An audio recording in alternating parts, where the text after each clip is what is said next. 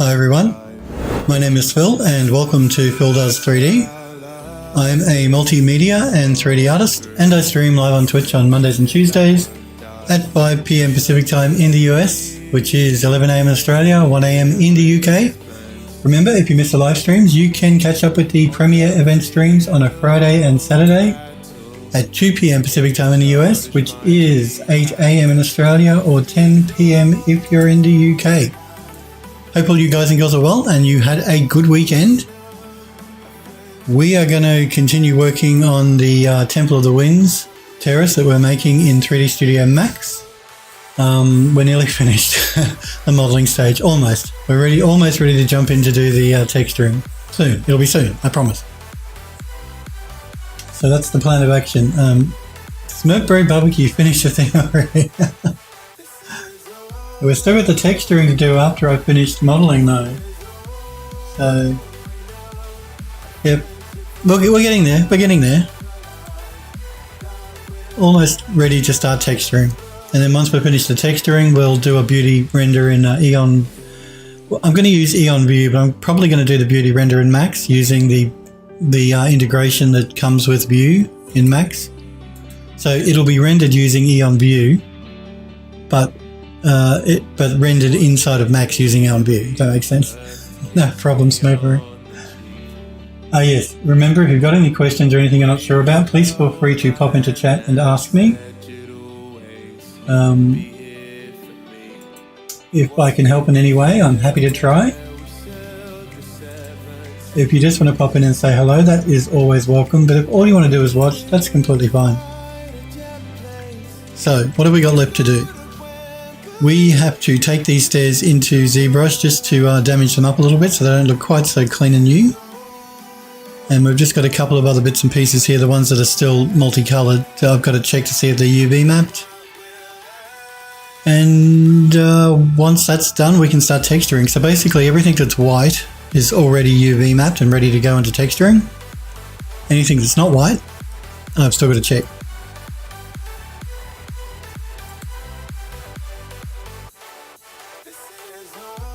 Alrighty.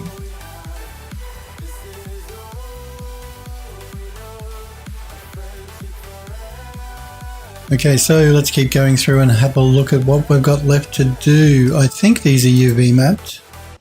I think. Yep, they are. I'm just going to collapse the stack.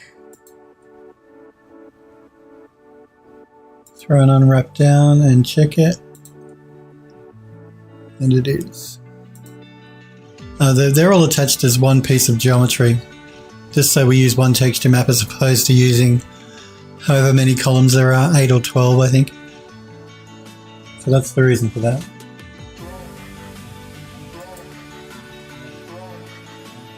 But they're UV maps, so let's assign a plain texture to them.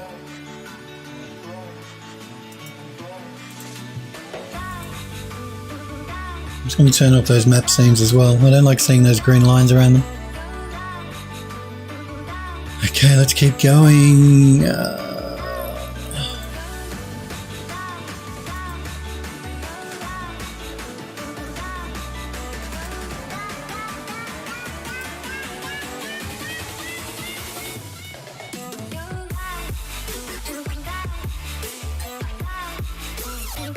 Apologies. Okay. So let's check these out. I'm just going to go into isolation mode here so I can see them a little bit more clearly. Looks like they have been UV mapped, so let's just throw an unwrap down. And they have, that's good.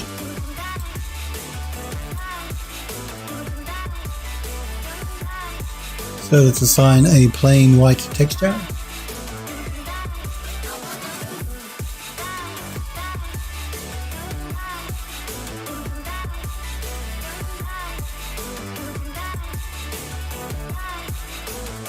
And we can exit isolation mode.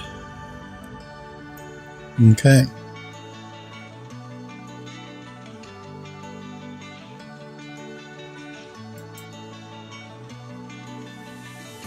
I think these have been UV mapped as well. Yep. So let's just go through and assign a plain texture to them.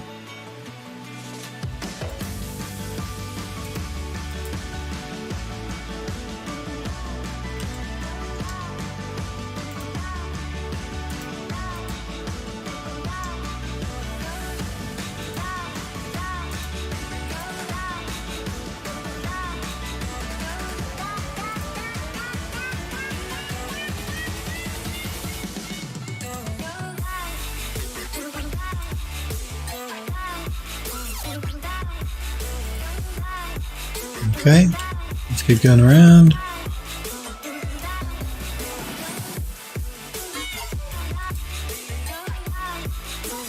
Alright, this one. I think we're almost back to the beginning again, I think.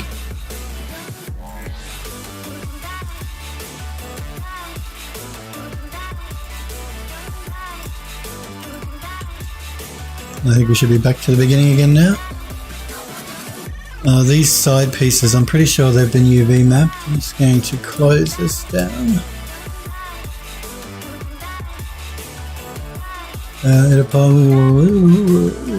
Let's collapse the stack and I'll throw an unwrap down to check that. No, they haven't been UV mapped. But I think we could probably copy the UV map from this one. I'm just going to open up the group. Check this UV map. Yep. Copy the unwrap modifier.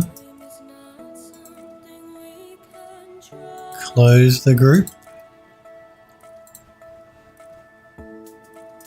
Collapse my stack. Paste that unwrap on and check to make sure it transferred over okay, and it did. Good. So I'm just going to go through and paste those unwraps on those pieces of geometry now.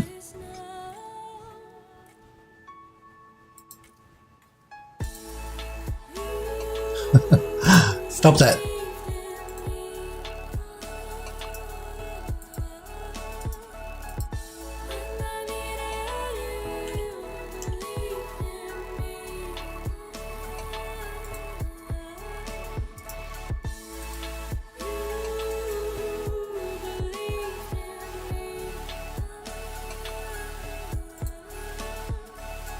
Just double checking that the UVs are transferring over properly.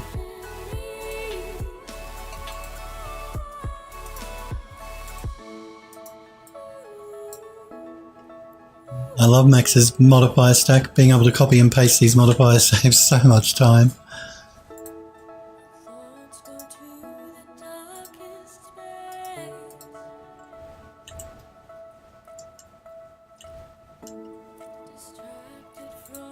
Now I'm creating this as like a kit bash, but this is going to be the main model that we're going to use to do the beauty renders, the 3-step version.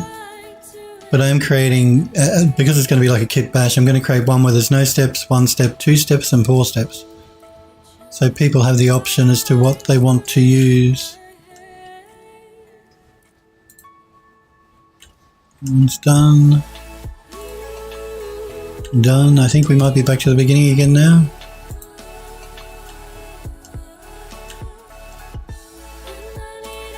Yep, pretty sure we got them all. Okay, so let's just select them all.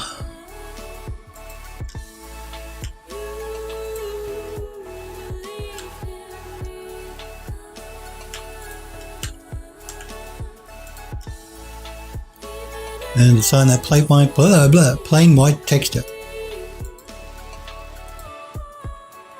Okay, let's keep going. Let's look at the base pieces here. There is an unwrap on it. I'm just wondering if I should include that as part of it as well. Let's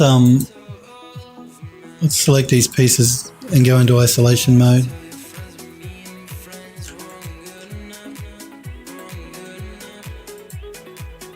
So I may end up just attaching all these together as one texture map. At the moment it looks like it's separated into 2. So I'm just going to collapse my stack. Before I attach it though, I'm just going to check to see what the UV map on this is, if there is one. There isn't. Okay. Right. Let's attach them all together, which is going to mess up the current UVs that were on there. So I'm just going to send it quickly through to Rhizome UV to re-UV it. Sniper Girl, good to see you, Sniper Girl. How are you? The interview went well, I see on Discord there. Quick but well, which is fine. They don't have to go long. How do you feel about it? Do you feel good about the interview? But it's good to see you. I hope you had a good weekend. Alright, let's try this first automated tool here.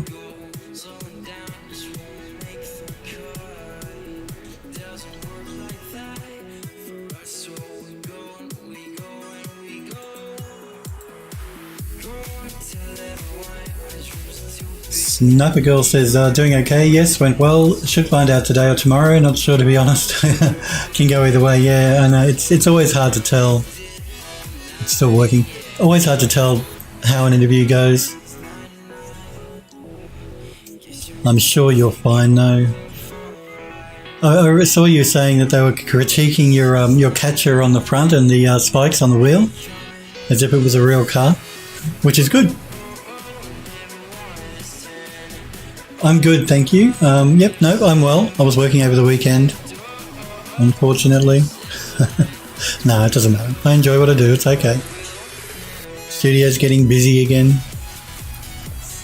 I'm just keeping an eye on OBS because you never know. And it's getting cool in Melbourne now. We're coming into, well, we're in autumn, officially in autumn.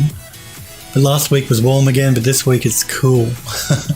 Melbourne can go from 40 degrees Celsius one day down to like 15 degrees Celsius the next. It's bizarre, the weather in this city. Let's have one, yeah. Sniper Girl says, no, that was somebody else. Okay. The person critiquing the van was someone from Twitter. Oh, okay. But you don't want to listen to anything people tell you on Twitter. Twitter's full of trolls.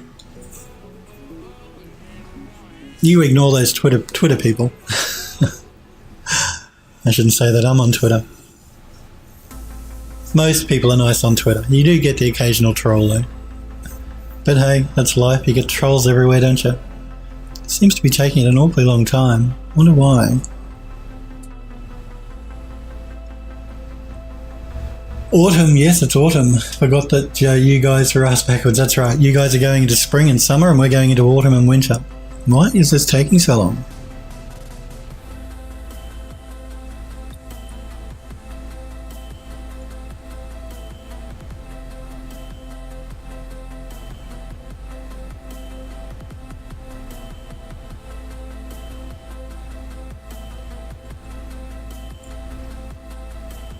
This is strange. It shouldn't. It's still counting up, so it hasn't crashed. I have a feeling I should not have used that automated tool. I should have used this one. Oh, I know what happened. No, that's cool. That's cool. That's good. Sniper Girl says, did you see the phone work in progress? Yes, I did, and we will check out everyone's work in progress in 2 seconds. I actually want to. So when Smokeberry pops back in, I want to talk about this problem he's having with his light maps inside of UE4.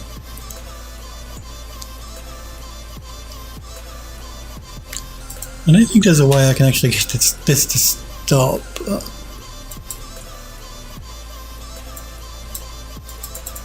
I'm just going to try and stop this. If it doesn't stop, I'll force close the program. Working its little butt off. There we go. Okay. Let's just go back to the beginning here. And let's try this unwrap.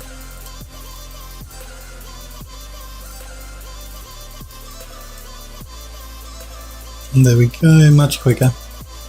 Yeah, this one was the wrong automatic tool for the job.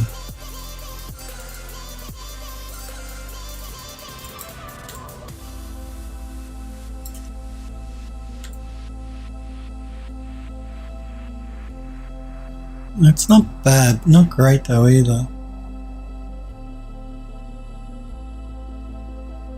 Yes, I did break the program. I broke it. No, it was this automated tool here. This algorithm was not a good fit for this geometry. The program was just having a bit of a conniption fit trying to work it out. Don't break things. Smurfberry. Okay, now, Smurfberry, I notice you're having a problem with your light maps in UE4. I'm just going to copy this link and open up Edge, and we'll check out the image. Again, anyone that's not on the Discord server, jump on the Discord. It's anyone can post links in Discord, but only subs can post links in Twitch chat. Remember that. This is my website if you're new to my channel and you want to know more about me, phildoes3d.com. You can find out more about me there.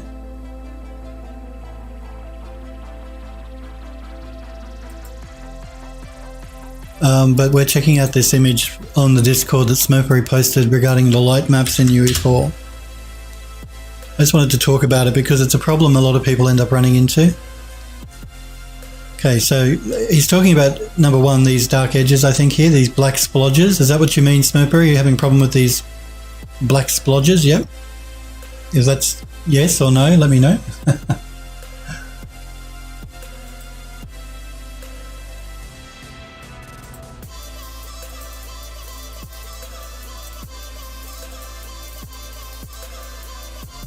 So yes, Smurfberry, talk to me. Talk to me, dude.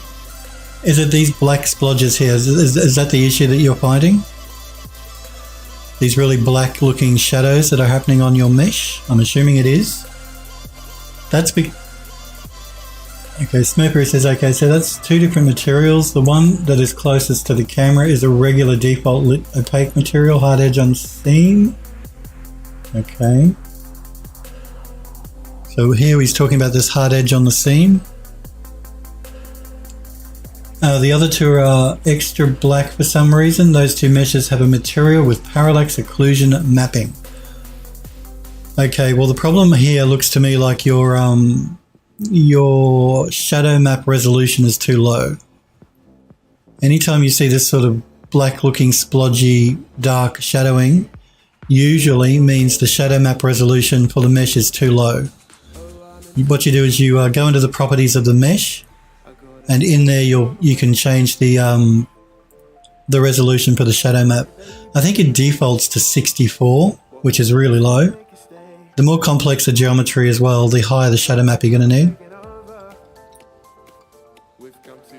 The same issue is present with a resolution of 512.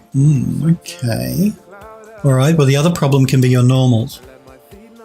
There might be some sort of problem with the normal map. The way you baked out your normal map, perhaps? Generally, those sort of shadows fall into those two problems.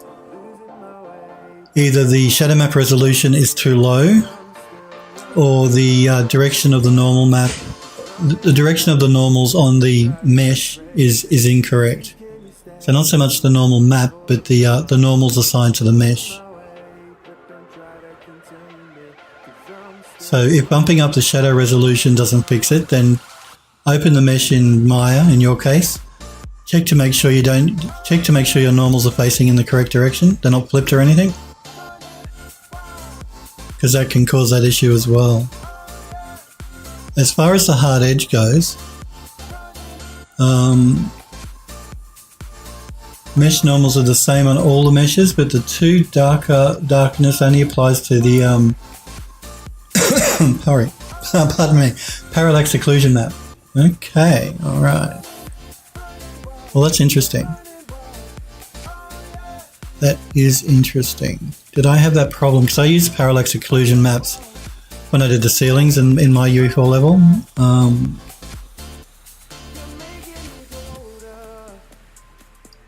I think I might have run into a similar problem, and I think the problem in my case was the low res was too low res. Like I was just using a plane with 2 tries, and that was too low resolution for the parallax map, so I had to actually divide the mesh up a little bit more, and that seemed to fix it for me.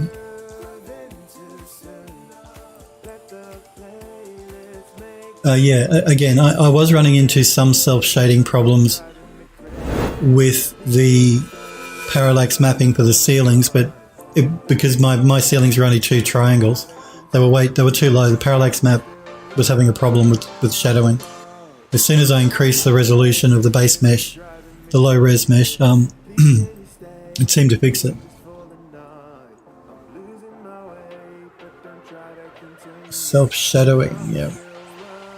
Sniper Girl says, could you post the node layout in Discord? Yeah, do that. Although the parallax mapping in UE4 is not too difficult to work with now, because Epic Games has set up a specific node for it. It's pretty easy to hook up. But do post the node in Discord. That's a good suggestion, Sniper Girl.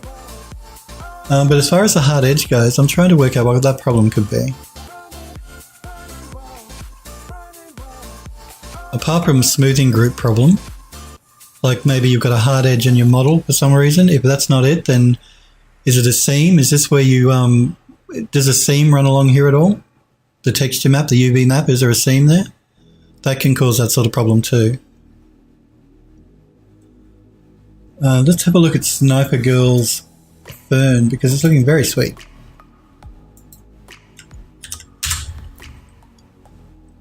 Very nice.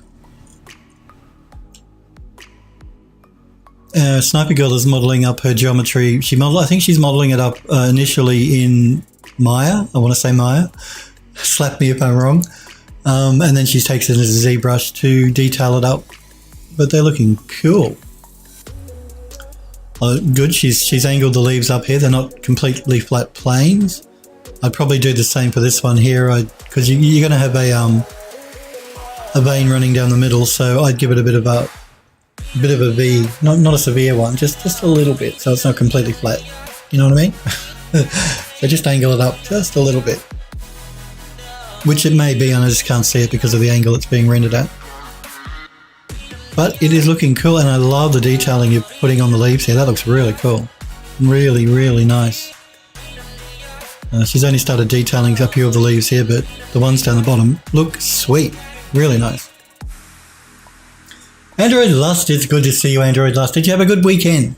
I hope you're well. Okay, now Smurfberry says that's a hard edge where the UV island is cut. Okay, well that's the problem. Which is how I understand that you're supposed to do it. Hard edges at all UV shell borders. Well, yeah, but if you're making that a hard edge, then you're going to get that sharp shadow. That's the reason that you got that, because it's a hard edge. You don't have it here though. Yeah, if you make a hard edge, then that's the way it will shadow.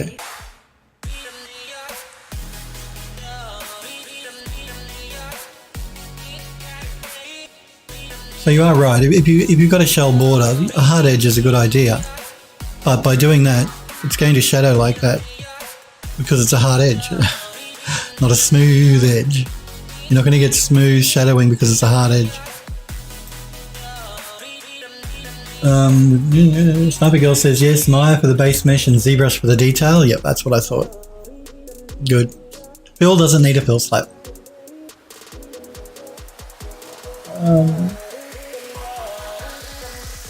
Are you ready?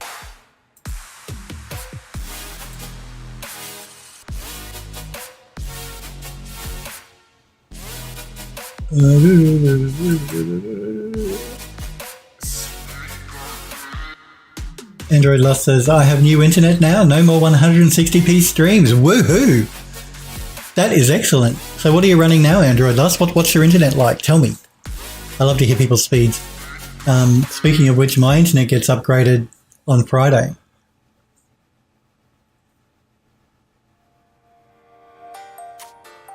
No?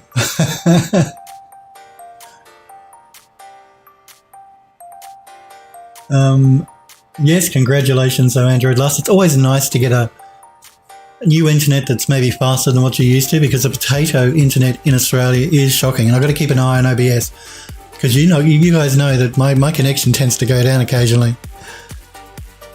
But I have enabled that feature in Twitch to keep the stream alive if my connection goes down. So you should, if the connection drops out, you'll see a graphic pop up on stream. It says technical difficulties. There's a little graphic, a Twitch graphic. The stream will stay live while I try to reconnect. So I'm just letting you guys know if that graphic pops up and the stream is still live, that's the reason. I've got 90 seconds to get back online before it ends the stream. So Smackberry is saying, so what you're saying is that I have to rebake everything? Well, if you want to get rid of that, yes, you do. You're not going to fix that if that's a hard edge. So you're going to have to rebake it out, I'm afraid. I don't think you can fudge it in the normal map because it's a hard edge. It doesn't, even if you could fudge it in the normal map, it's a hard edge. The shadowing is going to shadow like a hard edge. That's in the geometry. Can't you shouldn't need to bake it out again though. Sniper Girl says, so I'll be the only one with potato. Android Lust says, still slow compared to some people, but 40 megabytes down. Ooh, that's pretty good. And I forget the up. I think it was 20 meg. Well, that's pretty good. 40 meg down, 20 meg up. When you consider most Australians are still on ADSL2, which is like 10 megabytes down, 1 megabyte up. It's sweet. You're laughing. And never fear, guys and girls, because I generally get transcoding on my stream. So even though I stream at 1080p, because of the transcoding, if you've got potato internet, you can knock it back to however fast you want, however fast your net speed is anyway. So you can always watch the stream. Yeah. Most times I get transcoding. Yes, Android Lust left this potato internet club. Sniper Girl says to Android Lust, yeah, I know, you suck. Mercury says, I hate everything. Oh, don't be like that, Mercury barbecue. It'll be okay. It'll be okay. Mercury says, yeah, it would have to be baked again. The normal map expects a hard edge, so if I soften the edges, then it will look wrong. You are correct. Yes, it will. Android Lust says, you don't have 3D, Smurfberry. Don't lie to yourself. You don't hate 3D, sorry. Sniper Girl says, I'm kind of hoping that I get a job because in that area there's fibre. Oh, that'd be so sweet. Oh, to have a nice fibre connection. The NBN in this country, the National Broadband Network, which is being rolled out by the government in Australia, was when it was initially rolled out by the Labor government, every house in the country was going to get fibre. When the Liberal government came into power, they changed that and they've made it a mix of all these different pieces of crap. Now we've got fibre to the node, fibre to the basement, fibre to the curb, HFC. It's just it's a bit of a joke. The Australian internet's become a bit of a joke. But that would be sweet to get fibre, Sniper Girl. Mercury says, I left the Potato Internet Club 12 years ago. Well, see, you in the US, you guys in the United States, you've got really good net connections. In most of the country. I know that there are parts that don't. Not everywhere in the US has great internet. I get that. But a lot of the major cities do. They've got great internet. Snowberry says, which coincides with moving out of the country and into a city. Yeah. Yeah, I guess the further into the country you go, the worse the net connection. It's the same in this. Actually, no, because of the NBN now, even the country areas in Australia get good speeds usually, depending on what they're connected to, because it's a mess, guys. It's a mess. There's so many different types of ways to connect to the NBN in this country. Android Lust says, I got into the year 2010 with internet. I just got into the year 2010 with internet. Snowberry says, the cities do, everyone else is really screwed. Even in the cities, there's no ISP competition. Yeah, well, that's a shame. No competition is never a good thing. Competition is what drives down prices and all that sort of stuff. Mobile, let's talk mobile for a minute. Mobile in this country was incredibly expensive. It's only in the last maybe 3 or 4 years that it's become much cheaper. Like, when I say expensive, the phone plans to talk to people weren't bad. Like now you could speak unlimited to people on mobile, but data, if you wanted to surf the net or check your Twitter or Facebook or YouTube on your phone, the data charges were incredibly expensive. Like they used to give you like 10 gigabytes of data for a month, and once you went over that, they charged you like $10 per gigabyte or something. It was outrageous. That's starting to get better in the last 3 to 4 years now, particularly in the last year.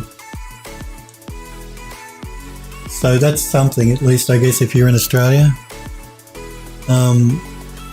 But my NBN connection is due to be connected on Friday, so 3 days. 3 days. That's provided they turn up. There are stories online where you have an appointment to have the thing installed, and the installer just doesn't show up from the NBN. And then you got to rebook, and it takes like at least 2 weeks between bookings to get somebody out again. And other horror stories about people's net connections dropping out 10 times a day. So we'll see how next week goes when I start streaming, if the new connection is actually connected on Friday like it's supposed to be. We'll see. Don't worry, I'll be bitching about it if it keeps cutting out. So let's see if that fixes the disconnection problem I've been having with my current potato internet. We can live in hope. But yeah, no, this is looking sweet. I love the detailing on the fern leaf. It looks really nice. Pardon me. I'm just going to... There we go.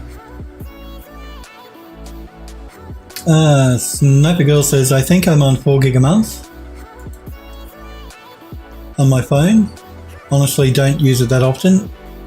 Yeah, well, see, 4 gig, you've got to be really careful on 4 gigs. So otherwise, you're going to run out of data, and I don't know you get charged for excess data after your 4 gig, but in this country, it's outrageous. But the same with my phone.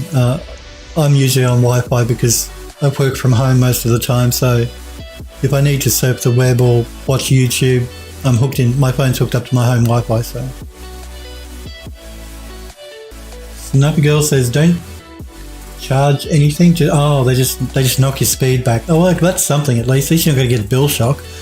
Some people in this country have had mobile bills in $2,000 to $3,000 because of all these extra charges. They haven't realised they've been going over their data usage, and because it's so high per gigabyte, they've got phone bills of like $2,000 or $3,000. It freaks a couple of people out, understandably. But if they just slow you down, that's a better way to go. After the 4 gig, yeah, no, that sounds like a much more sensible way to go. They do this in this country too, but because we've got so many different providers, some of them do, some of them don't. You know, it's a bit of a hodgepodge.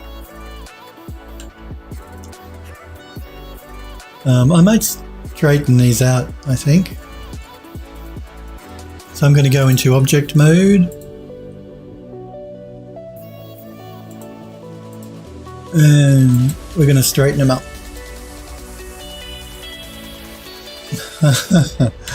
Now that didn't want to straighten up. Why was that? Let me just undo that for a minute. We'll come back to it. We'll come back to that one. Android Lust says, I'd rather be throttled than hit with a charge. I would too. I don't think they ever should have been allowed to charge people once you went over your limit. I think that's just asking for trouble. And of course, it's in the companies, these mobile providers' best interest to do that because they make much more money. Some of these don't want to straighten out, so some of them we won't be able to. But yeah, I much prefer just reduce my speed if I go over my limit. This is strange. I'm actually going to I might try a different unwrap on these ones. I think might be a better way to go.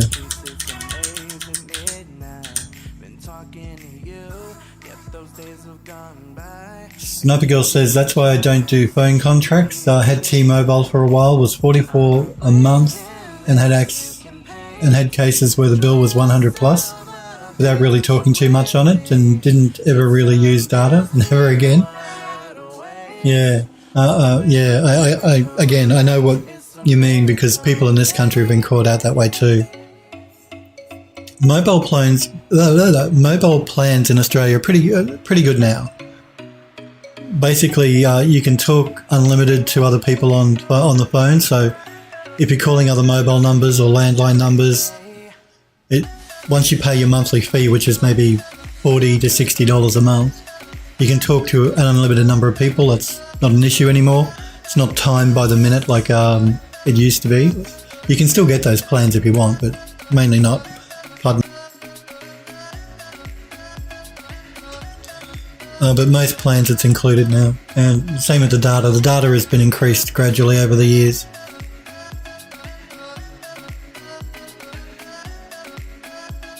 Sniper Girl says I'm on prepaid. Prepaid is a good way to go. If you don't want bill shock and you don't want to pay a monthly fee to a company for a phone and a plan, getting a prepaid is a great way to go, because you load it up with your prepaid amount of money, whatever it is. You pay, I don't know, 20, 40, whatever, and then you don't pay anything more. And in this country, you can keep that credit indefinitely. As long as you recharge it every 12 months, you can keep that prepaid credit indefinitely, and it keeps incrementing above. If you don't use it, you roll it over, you pay, so it's a good way to go. It's a much cheaper way to go than getting a phone plan. But of course you need to own your mobile phone outright to do that. Whereas a lot of people in this country want the latest and greatest Samsung or iPhone, and those things are bloody expensive. I mean, you're talking over $1,000 for the phones. I think the new foldable Samsung phone is like $3,000. That's US dollars. I don't know how people justify that sort of money for a phone. I think that's outrageous. I'd rather buy another PC than spend it on a phone. I'm going to spend $3,000. Smurpery says, how the heck does a bill fluctuate by $60? Sniper Girl says to Smurpery, no clue, called and was given bullshit reasons, never again. Sniper Girl says, was years ago when I was in the military. Android Lust says to Smurpery, that's the mystery no one knows. Yeah, only the phone companies can tell us what that's all about. No one else knows. Let's try one of these other automatic unwraps though. Let's try this one. Let's do a cut.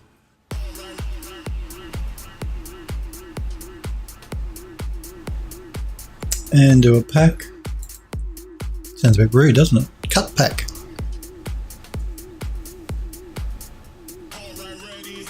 And I think that's a more even distribution of our UV map. It's cleaner. So I think that would be better. We could try still straightening them out. Let's see how we go.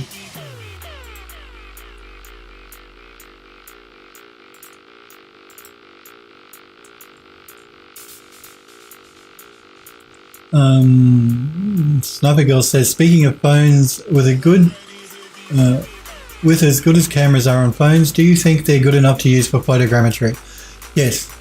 When I did the photogrammetry streams a month or so ago, I spoke about all of this then. Like I talked about the different pieces of photogrammetry, the best way to take photos, all that sort of stuff. All those videos are on my YouTube channel or in the video section on my Twitch page here, so if you want to check them out there. But certainly, a mobile phone now, the cameras in mobile phones are good to use for photogrammetry. I still use a dedicated DSLR, but if you've got your phone, that's perfectly good. So long as it's at least 8 megapixels, you'll be fine. The higher the megapixel count, the better the result, but anything above 8 megapixels and you'll get a good result for photogrammetry. So by all means, phone cameras are good. Use them. You don't have to go out and buy a DSLR.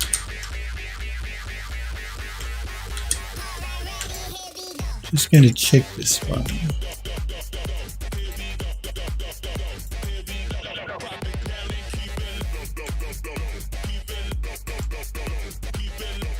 Sniper Girl says, we're thinking of getting an S9. Well, Samsung 9 is a good phone. Prices come down quite a bit since the Samsung 10 came out.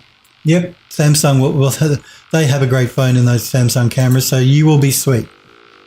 There will be no problem at all using a Samsung or an iPhone or any, like I said, any mobile phone camera, so long as it's at least 8 megapixels, you'll be good. It will all be golden. Some of these don't like being straightened out, so I'm just going through them one by one to see which ones I can and which ones I can't. This one I can't.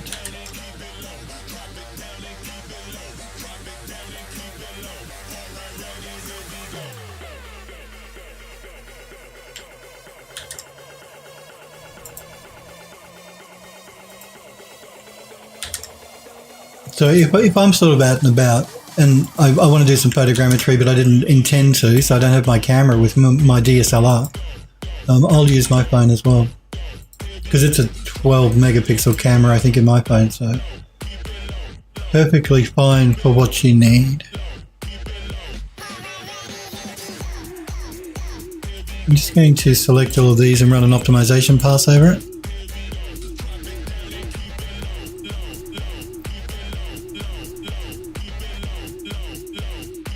Sniper Girl says, thanks, just Googled, and the S9 has a 1440 by 2960 resolution camera. That sounds... Are you sure? You sure that's not the screen resolution? It just sounds like an odd sort of resolution for a phone, for a camera. I thought the camera in the S9 was higher than that. Like with 12 megapixel camera, you generally get 4000 by 3000 pixel images. That could be the screen resolution, the pixel density. Yeah, screen res has nothing to do with the camera or photogrammetry. It doesn't matter with the screen resolution.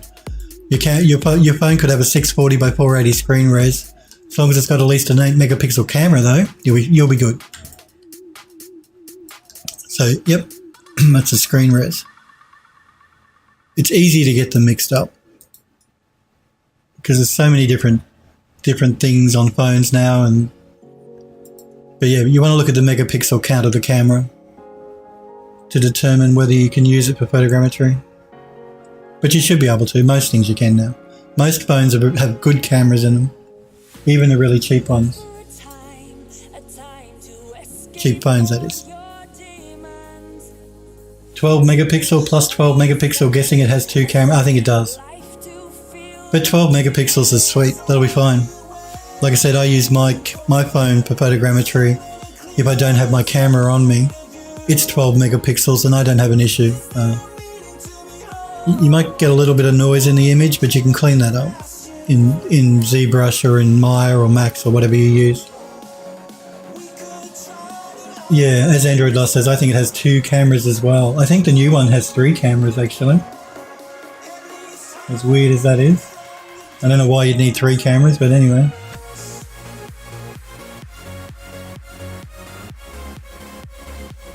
Okay, let's collapse the stack.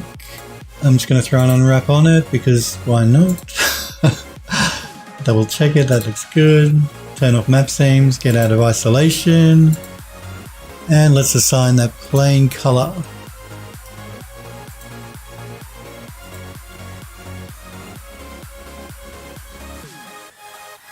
Sniper Girl says, honestly would prefer to do a DSLR, but not sure if I could afford it. I like using a DSLR because I find it easier to hold and photograph with than a camera phone. I find a camera phone can be a little bit, I don't know, it's a little bit harder to use because it's harder to keep your hand still. And you don't want to use anti-shake or any of those sort of things. If you're doing photogrammetry, photography, don't use the anti-shake stuff.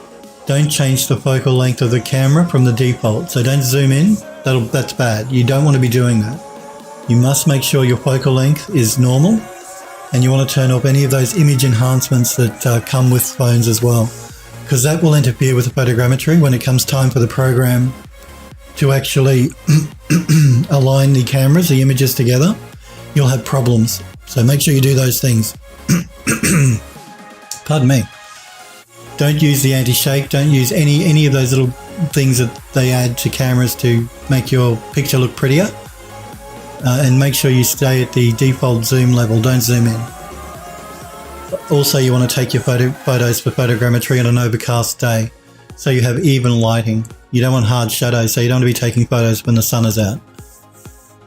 You can, but it's going to be a real bitch then to try and get rid of the shadowing and stuff, so it's best to do it when it's overcast.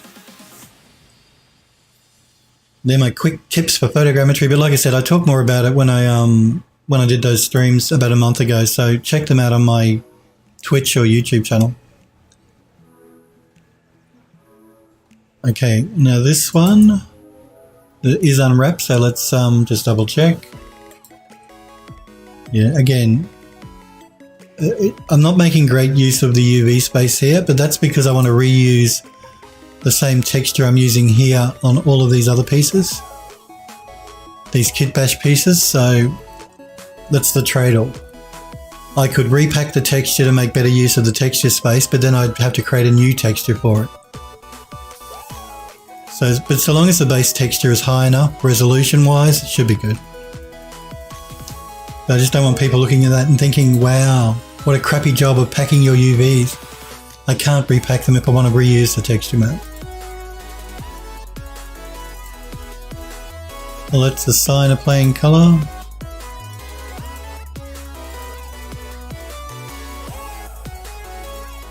Okay, I actually think as far as this goes, everything is UV map now. Actually, I just got to check these ones. I don't know if these are. No, these ones are not. So, let's isolate it. And let's send it over to Rism UV.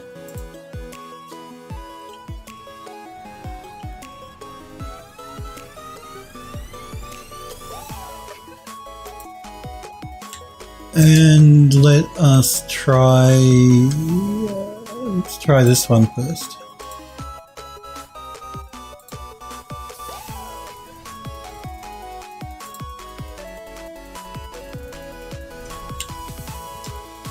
Let's throw down a checker map so we can have a look at it.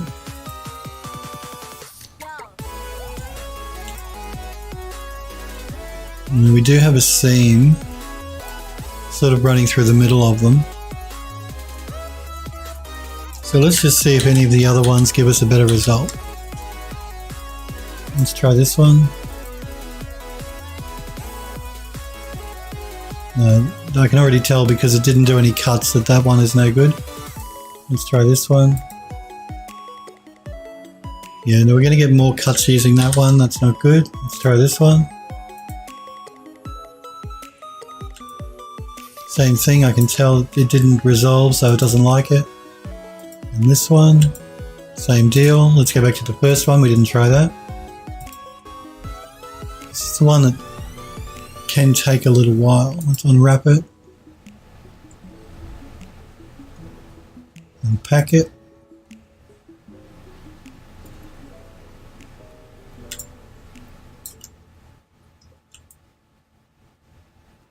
It's much of a much. We could go with either the first one we came up with or this one. They'll both work for what we want. It's a small piece of geometry. Most of the seams will be hidden because we're going to use Substance Painter to do the underlying texture.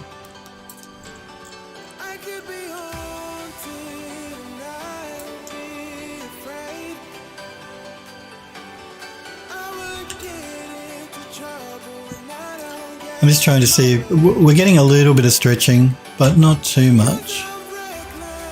I was just wondering if the first one was better, because we got less stretching. Let's have a look. I'm just going to undo that again. Go back to the first one we tried.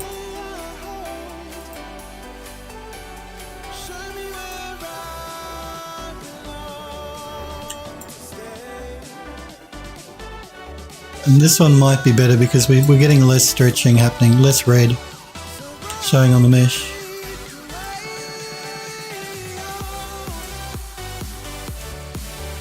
The other one textured up a little bit better, but this one has less stretching. I think we'll go with this one. When we get back into Max here, I'm just going to throw That's because it's part of a group. Remember that plugin has a real problem with groups, and that's why it's doubled our, duplicated our mesh. So what I'm going to do here is I'm just going to copy our UVs across to the right mesh, and we can delete this one. Now I'm just going to throw a checker pattern down on this because I just want to check it.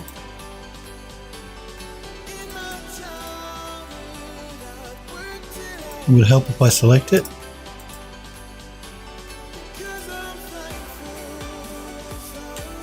And I think that'll be fine. We do have the seam, like I said, but we'll be able to hide that with when we do the texture painting inside of Substance Painter.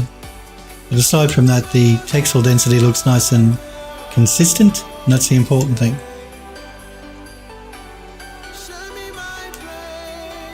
You hate the Windows 10 noise, Android Lust? Yeah, I did. Edo, good to see you, Edo. Hi. Yeah, I hate the Android. I hate the Windows 10 noises as well. I hope that wasn't too loud for you guys. I made some adjustments to OBS over the weekend with NDI, and which meant changing the audio source and stuff as well. So let me know if that was too loud. It's good to see you though, Edo. Did you have a good weekend? Are you well? Material graph is in Discord, Smurfberry says. Let's have a check of that then.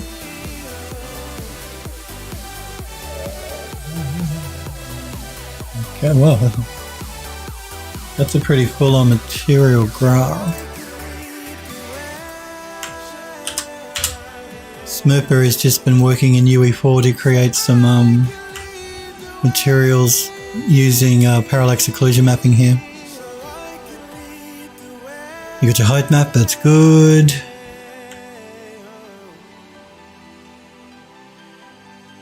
The ratio, the steps. Check the steps value too if you're having problems with shadowing Smurfberry, because that can, altering that can fix some problems as well.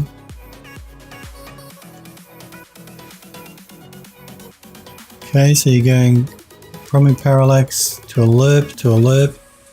To your base color, you're setting just a standard constant for your metallic. Lerp. For your roughness. Okay, so your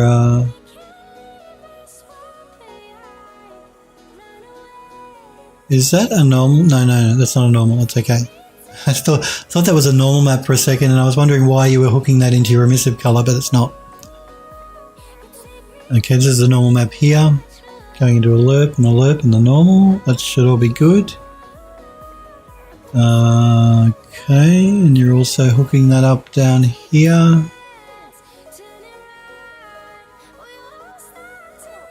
The other thing to check too is the ambient occlusion map.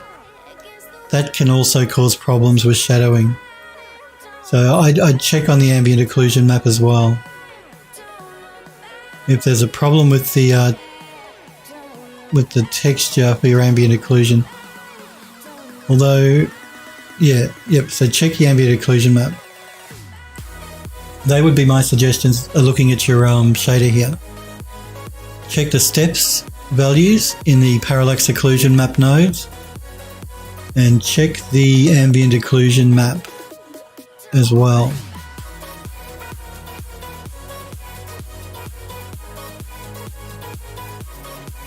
They're the only things that stand out. Everything else looks okay. I can't see any issues anywhere else. Not that these are issues. I just know when I was working with materials, sometimes my ambient occlusion map could really screw things up on a model.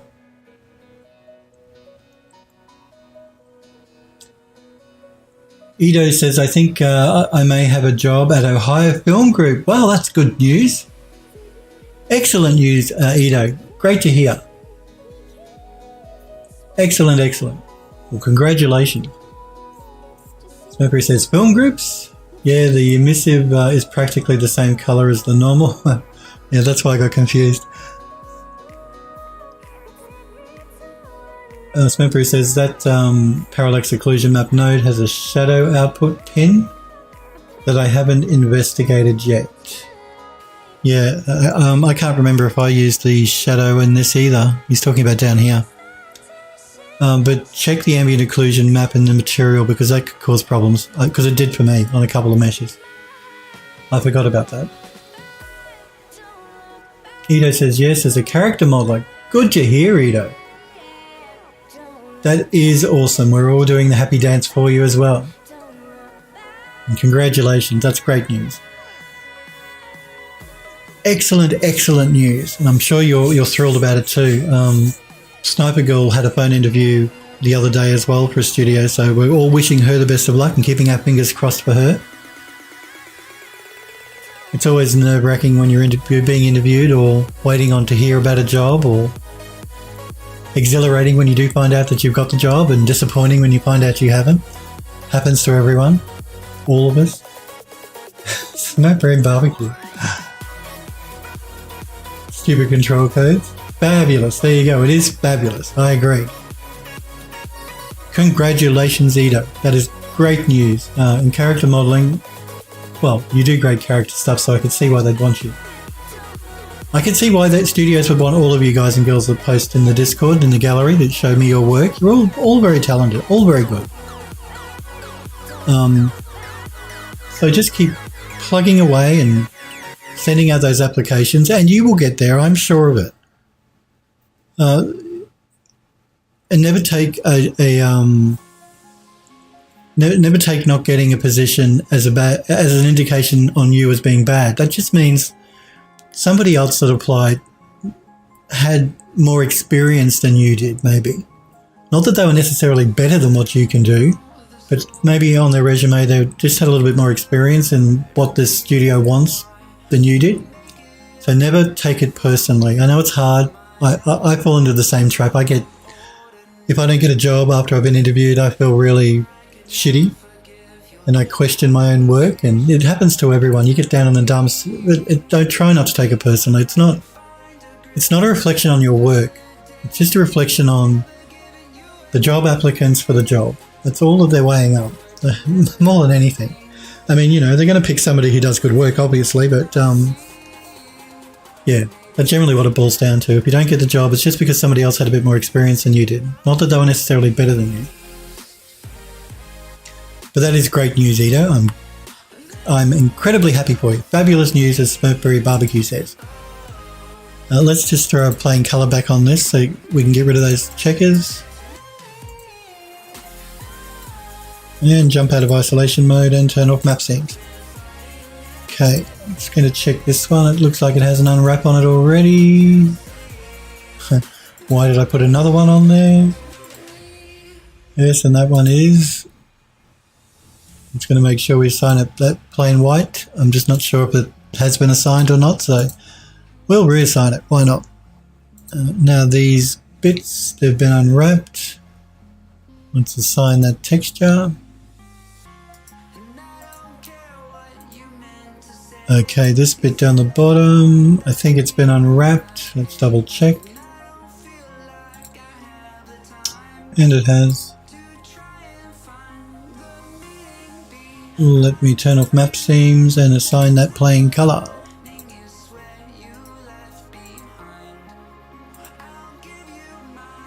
Okay. Oh, no, this is part of a group. I'm going to actually ungroup this now, because we don't need it to be a group anymore.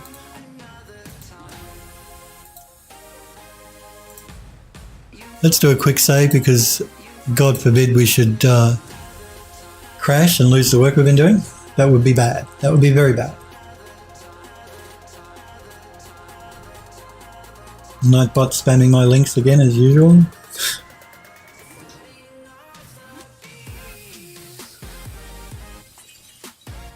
Good excuse for me to have a copy.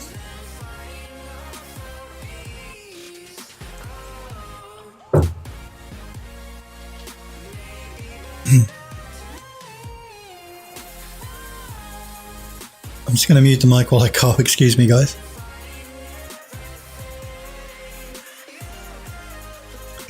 The cough is getting better. slowly but surely. That's what I get from being sent out to the middle of nowhere, a head cold and a cough.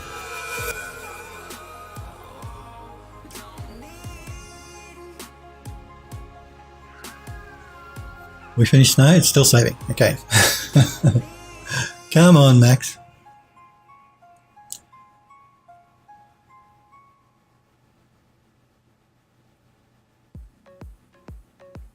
There we go.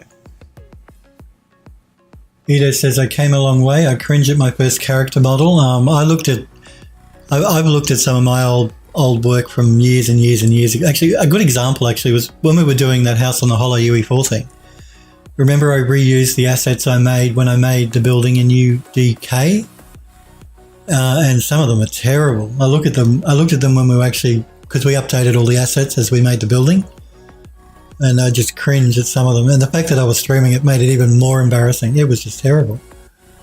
Like I said to you guys, and not everything is golden. Not everything I've done has been golden, and they were a great example. They were done many years ago, though, so that's my excuse. So I get it. Yep, I cringe at some of the stuff I've done too. Okay, we need to look at these central pieces here for the main urn. So let's isolate that. Open up our group. It looks like they are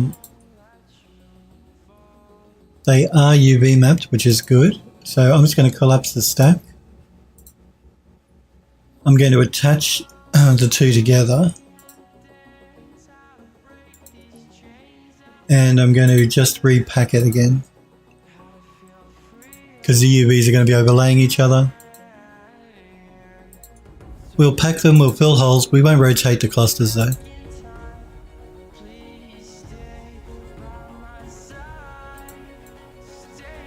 Maybe if I select them, that would help.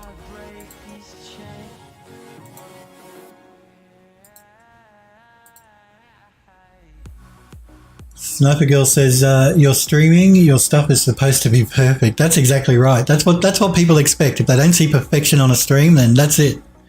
They're off to the next person on Twitch. You fickle viewers, you. So if the streamer doesn't grab your attention and then they're not absolutely amazing, then that's it. Next. Fair enough. You guys can watch who you want, when you want. What you want, all that sort of stuff.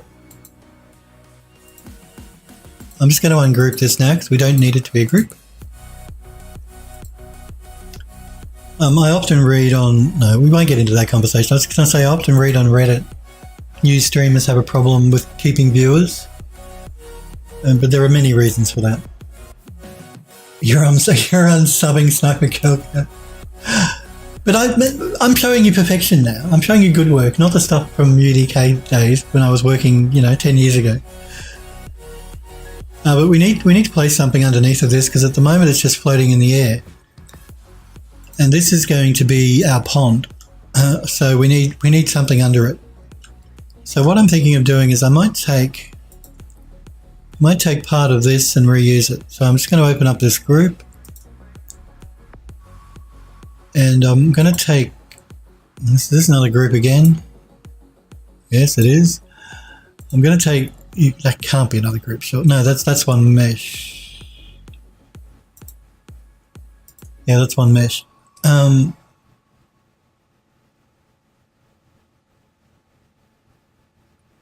Again, I'm just going to double check that.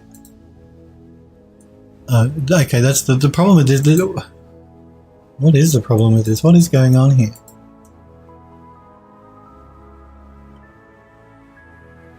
That should not be. Pardon me. I'm just going to isolate the selection and see what is going on here.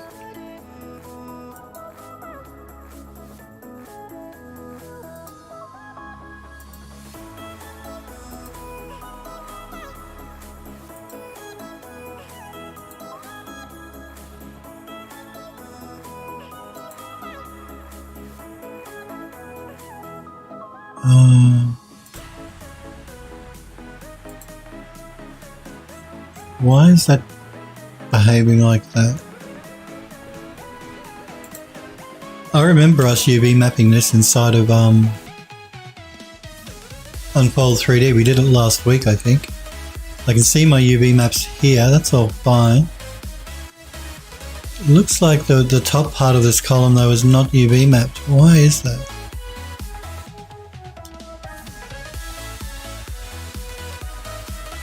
Snappy Girl says, yeah, couldn't do it to that to you. One of you. You are one of my longest subs. Who is my longest subscriber? That would be Tamana.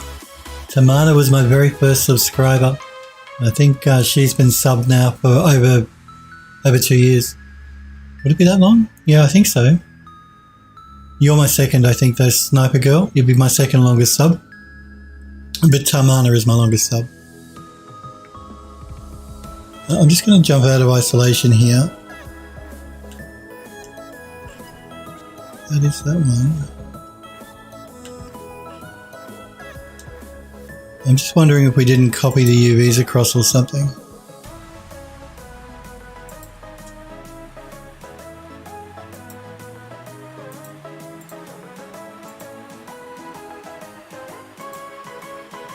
See, this one is UV mapped up, I'm pretty sure. Let me open up the, yeah, see, this is UV mapped, so that's all looking good. So what the issue is, I haven't copied the unwrap across, that's the problem. Yes, you are the second longest. You would be the second longest, I'm sure, Sniper Girl. Sniper Girl says, so I get a silver star and not a gold star? That's right, silver and not gold. But if Tamana ever stops subscribing, God forbid, you would become the longest, probably that by default. But she's been an incredible supporter of mine. So I love you, Tamana. Thank you for subscribing. All you subs, Sniper Girl, everybody that subs to me, I do appreciate it. So thank you for that. So yes, UV maps are UV mapped, but I haven't copied them across to the other columns. So what I'm going to do is I'm going to collapse our stack here. Just as well I picked this up before I started texture mapping. That would have been embarrassing. And I would have been scratching my head thinking, why are you not UV mapping up properly? Why am I not texturing up properly, I mean to say. So I'm just going to copy that.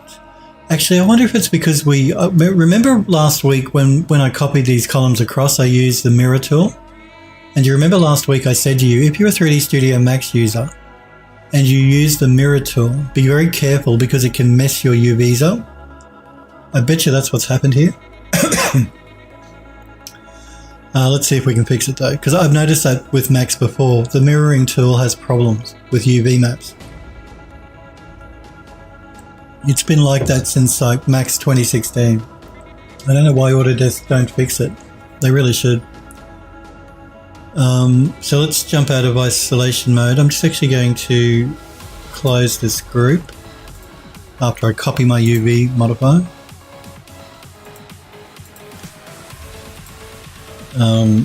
Let's just go through here and check this now.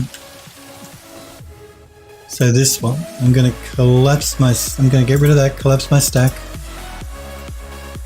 paste that UV modifier down, double check it, and that's fine. So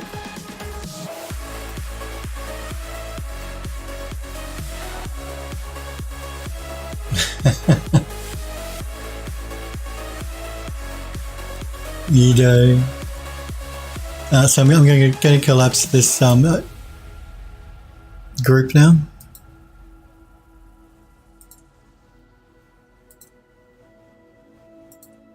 Not collapse the group, I'm going to close the group. Speak English, Philip.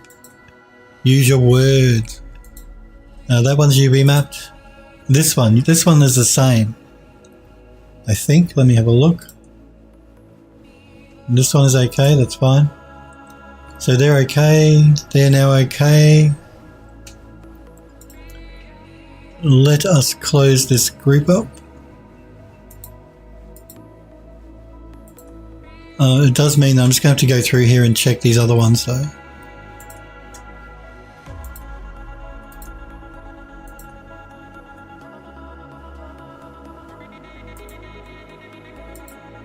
Oh, the thrills of 3D modeling and UV mapping. Don't you love it?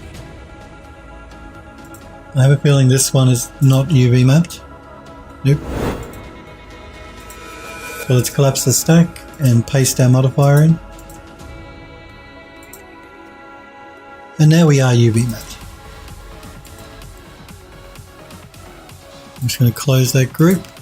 Let's move on to this one.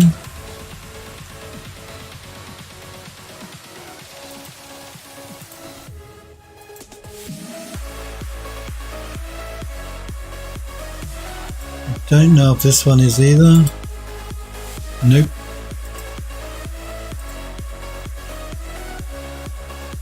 Sniper Girl says, one thing that I was puzzled about was that people that interviewed me didn't know what photogrammetry was. That's not a good sign.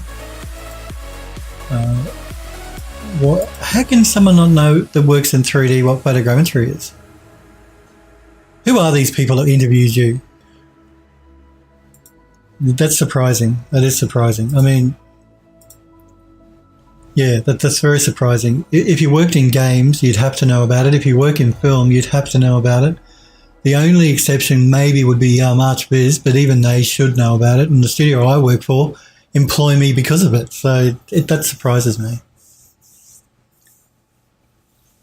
Smokeberry says, that sounds like human resources to me.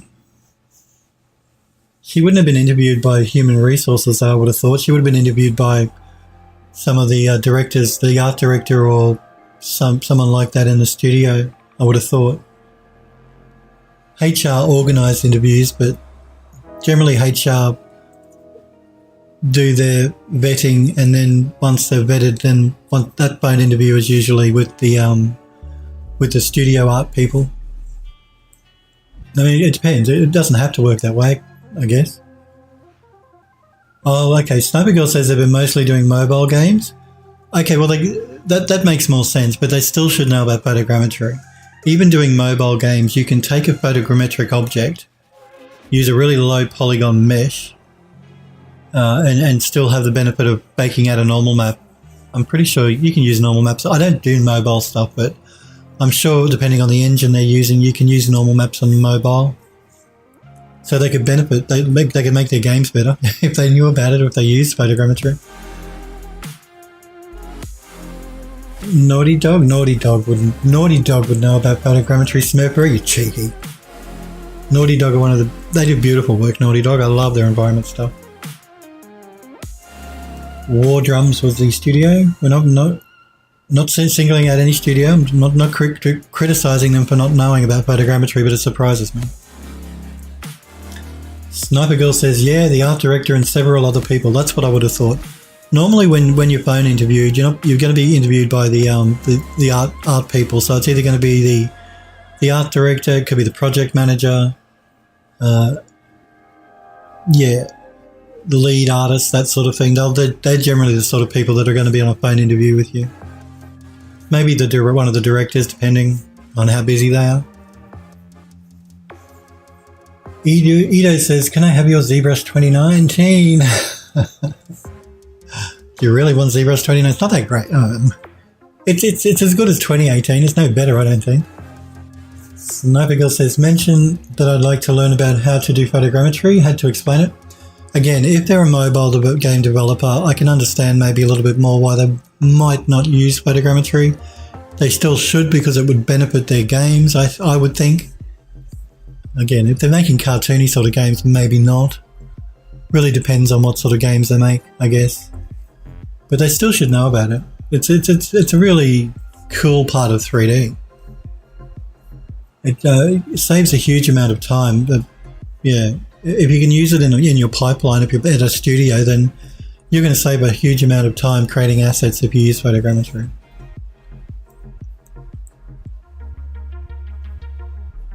Sniper Girl says, I'm not either. Well, surprised. She says, still want the job. Well, of course. Of course, you still want the job. Just because they don't know about photogrammetry, that's no reason not to take the job. Still want the job. Think it would be a nice place to work. Well, that's important too. You got to like where you work. That's for sure. You don't want to be working for arseholes that treat you bad. Don't work for arseholes that treat you bad or don't pay you well or overwork you. That's not a good place to be. So yeah, enjoying the workplace is a big part of liking what you do. Smithbury says you better learn them some photogrammetry. That's right. Make yourself valuable. That's right. You make yourself the go-to person for photogrammetry, so they can't get rid of you. If I only.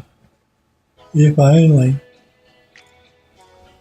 Even though I do photogrammetry at the studio I'm at, but I'm not the only one. There are a couple of other designers that do it too, so I can't pull that one with them saying, if you fire me, you're not going to be able to do photogrammetry in the studio anymore. They've already thought of that.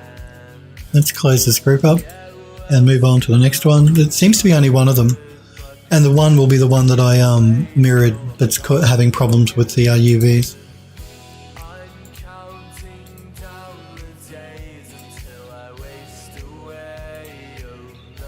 But definitely, photogrammetry is the bee's knees. I love it. Love doing it. Saves me huge amounts of time, gets me really good results. And that's what it's all about. The best looking models in the shortest amount of time.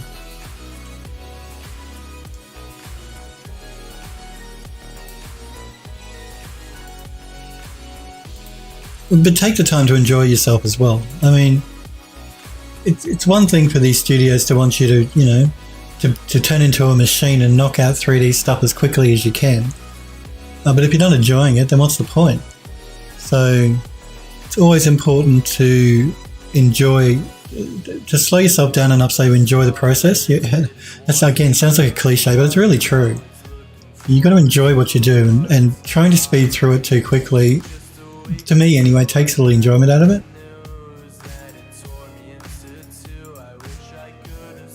Mind you, you don't want to go so slow that they're complaining either. That's not good. I'm not suggesting that.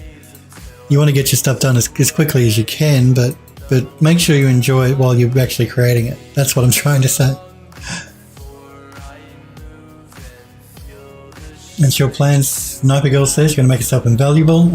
Edo says, I filled out for Stadia also. Stadia, isn't that the Google thing? Is that what you're talking about, Edo? Are you talking about Google's gaming service, online gaming service?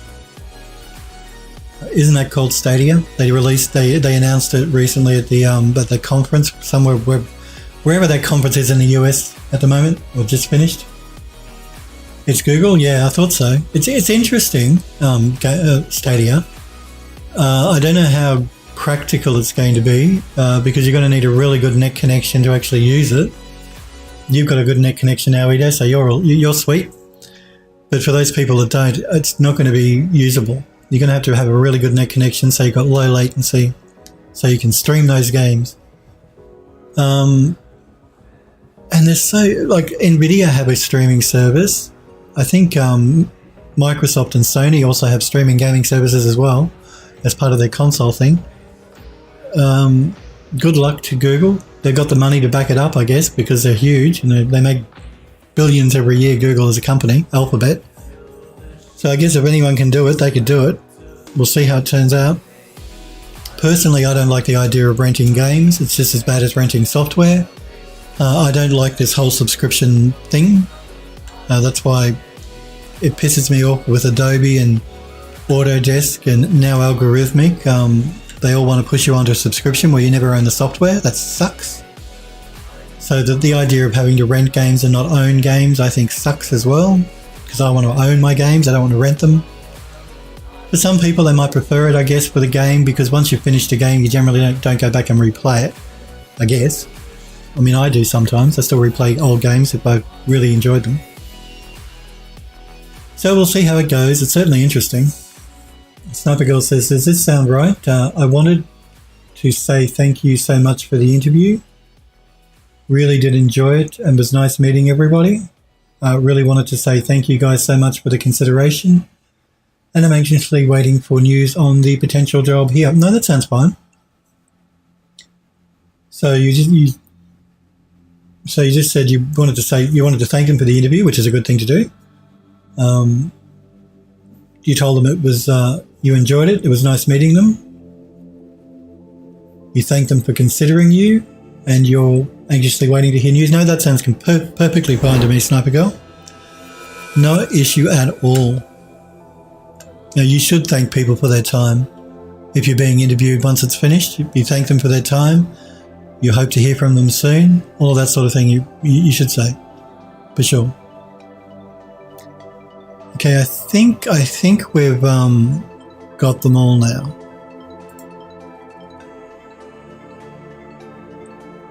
Yeah, no, that's not an issue. That sounds fine. In fact, and it's more likely for them to remember you by you sending them an email now to thank them, which is cool. When they get the email, they'll think back to who you are. So it's just a good way to refresh their memory about you and who you are and the fact that they interviewed you over the phone. Yep, these are good. I just want to make sure I got back to the beginning here. So let's close that. Let's close the group again. Okay, I think we've just got a couple more pieces here to check. This one, I think it's already unwrapped. Let's just double check. And it is.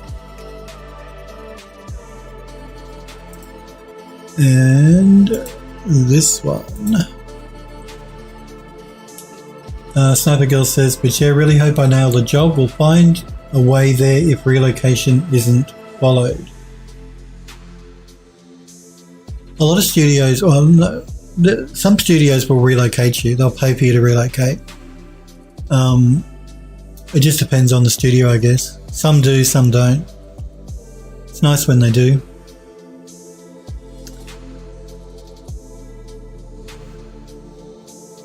Isn't offered, yeah. Some of them will offer, some of them won't. It really depends on the policies of the studio as to whether they'll offer you relocation or not. I'm just going through here to notice that a couple of these are intersecting columns, so we can delete them. They're just using, it's wasted polygons if they're hidden inside like that. So I'm going to just collapse my stack and select the one in here, double check, delete.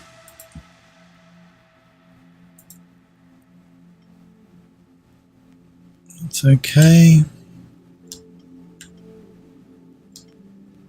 I'm actually going to, even though this one is sort of half and half, I'm going to remove it.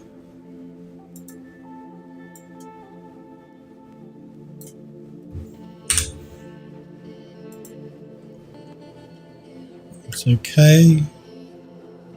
It's okay. That's okay. I think we are UV mapped on this as well already. Yep. And that's because we're reusing the same texture map for all these other pieces as well. I think that's the reason it's UV mapped already. So all we need to do is assign a plain white texture.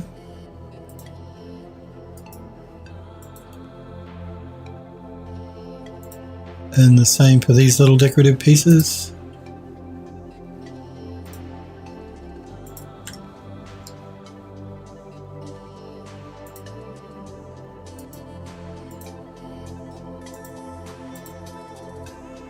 And shock horror, oh that's right, I've got to put that base piece in, don't I? I think we've finished UV mapping all of this 3-stepped version now. I'm pretty sure these are UV mapped, I'll check them in a minute. So yeah, the base, that's what I got confused, distracted when we were doing this, because I noticed these weren't UV mapped. So let's open this up. Let's select our column here. Let's open it up. Now, I'm just going to turn off map seams here. So what I'm going to do is I'm going to duplicate the top part of this column, I think. So, let us take it from here, here, here, and here. I'll do a detach.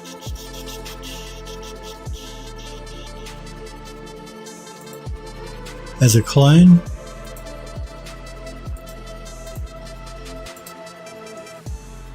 Let's just move that out of the way. And now we can close up our group.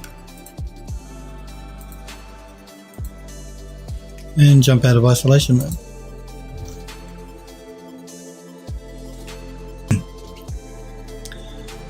Okay, now let's have a look here. Let's see what we can make of this. I'm just going to isolate these two pieces together. Give us more room to work. Let's just move our pivot to the center. Let's rotate it around.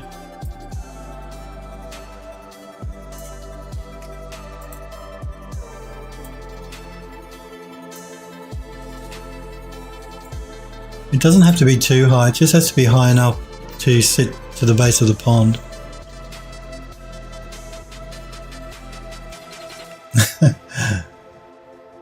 Snappy Girl says they said they weren't sure if it would be offered. You had to ask? No, it doesn't hurt to ask. They're not going to deduct points if you're for asking questions. You'll hitchhike if you have to. Well, there you go. That's dedication and commitment. So I'm going to start this by scaling it up so it better fits the fountain here.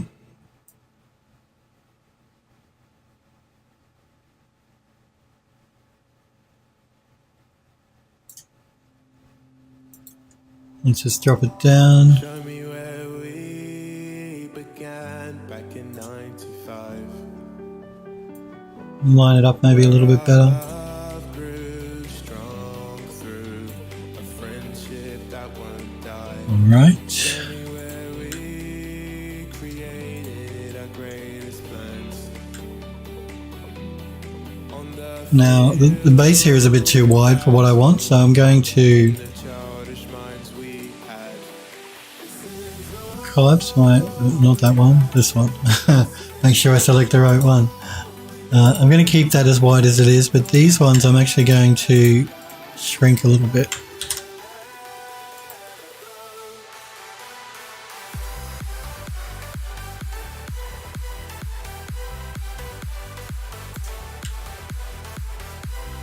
Maybe like that. So I'm just going to jump out of isolation mode.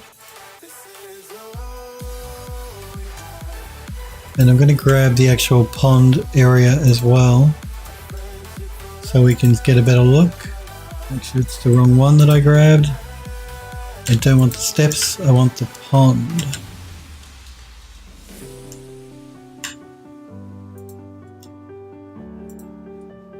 There we go. Just so I can judge how deep, how high this base needs to be. Was it here where you first kissed me on the cheek? Needs to be a bit higher.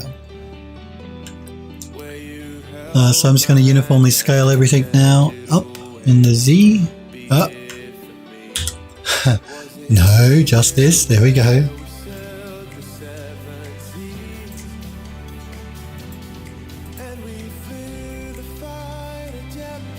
It looks like it needs to be a little bit higher.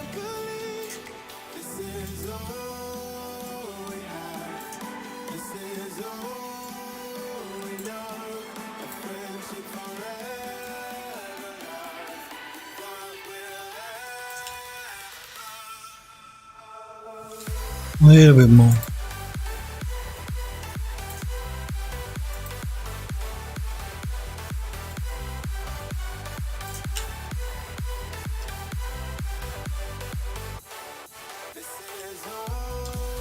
And that's good, we're touching the base. And now we don't have a column floating in the air, which is good. But I do want to recheck the UVs on this actually, now that we've made some adjustments to scaling. So I'm just going to throw down a checker pattern to see if we've stretched out UVs at all. Yeah, it looks like we've stretched them a little bit, so what I might do is I'm going to take this back to Rhizome and just get it re-UV map it.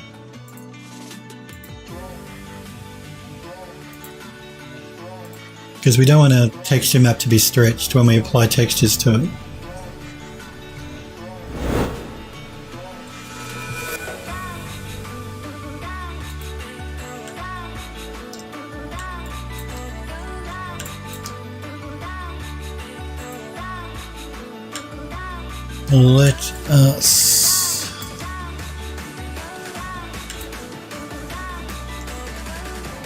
Let's try this one to begin with.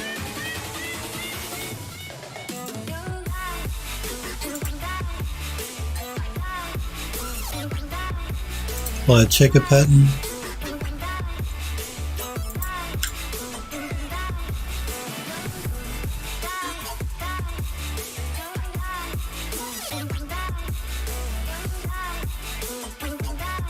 That should be good. Let's send that back.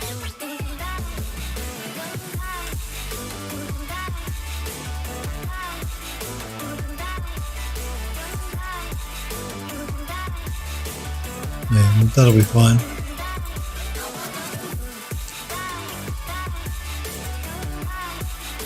Alright, so that's UV mapped. We've got a base for our fountain here. And I'm just going to make sure that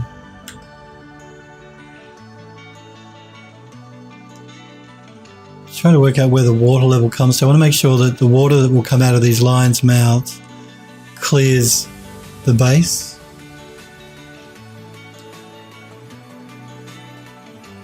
Snappy Girl says, if I ever say that I'd like to sculpt foliage with someone here, shoot me. UE4 crashed on your Smurfberry? Oh no, it happens. I have to admit, when I was using UE4, it was pretty stable generally. It crashed on me a couple of times, but only a couple. It was generally pretty stable, UE4. What version of UE4 are you using, Smurfberry Barbecue? Are you using 421 or 422? 419? Because I know Epic Games are just about ready to release 422 officially. It's in preview at the moment. You can use it, but it's a preview build, beta build. 421.2. Yeah, I know Epic are going to release 422 soon, very soon, probably in the next month or so, next few weeks. I have to reinstall UE4. I haven't installed it since I upgraded the computer and reinstalled Windows. I must do that soon because I want to start working on that House on the Hollow again soon-ish. Maybe we'll make one more normal model before I go back to creating a game in that engine using that level. We'll see how we go. I'm making no promises one way or the other as to when I'll start that yet. I don't know. Yeah, so I'm just looking to make sure that the when we put particle effects for water in, that the water is going to clear out the base. I'm just wondering. I'm going to select all of this and just go out of isolation mode for a minute.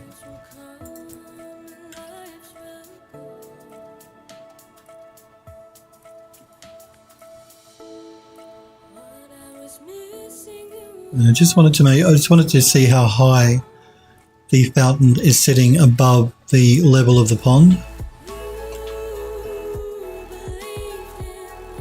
Because the pond water is going to come up to probably about there.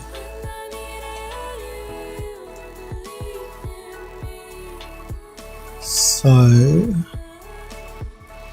it's probably going to come up to around about the top of the base here.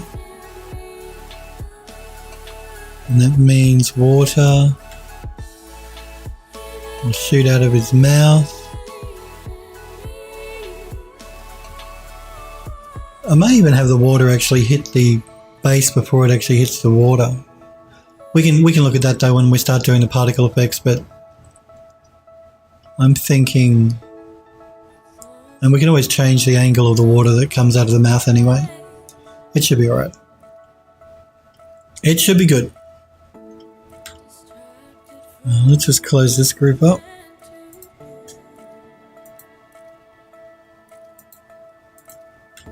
And I think that means we've finished UV mapping the main terrace here.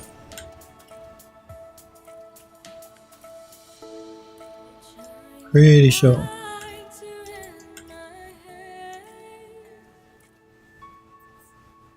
Smoker says the material editor failed to save some of my graph changes. Oh no, don't you hate that?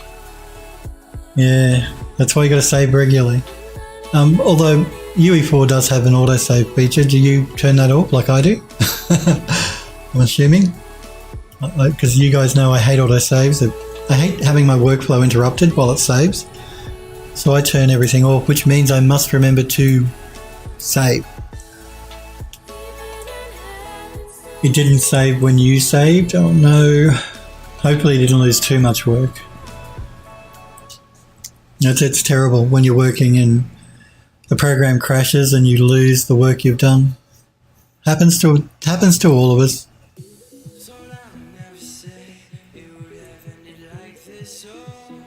But I feel your pain, Smurfberry, I do. It's even worse, like I was telling you guys last week, where I was working in Photoshop and did a couple of hours work and closed Photoshop down, and Photoshop has a warning message saying, you made some changes to this file, would you like to save? And I said no. I should have said yes. So that's even worse. It's worse when it tells you, it warns you, and then you still say no and you lose 2 hours work. Smurfberry says, I made it prettier, saved out some other stuff, crashed, and it lost the pretty part it seems. You can make it pretty again. You can do it again. I had to redo those 2 hours work, but that was, like I said, my fault. Even the program even warned me. I was thinking about something else, I think. I thought it was I had a couple of different images opened in Photoshop. Some of them I don't need to save because I'm using them as like a reference or something. I thought it was one of those, and that's why I just said no, and then I lost that work. That's my reasoning. That's the excuse I'm using. Sniper Girl says, I lost 10 plus incremental saves in Maya due to data corruption. That's bugger as well.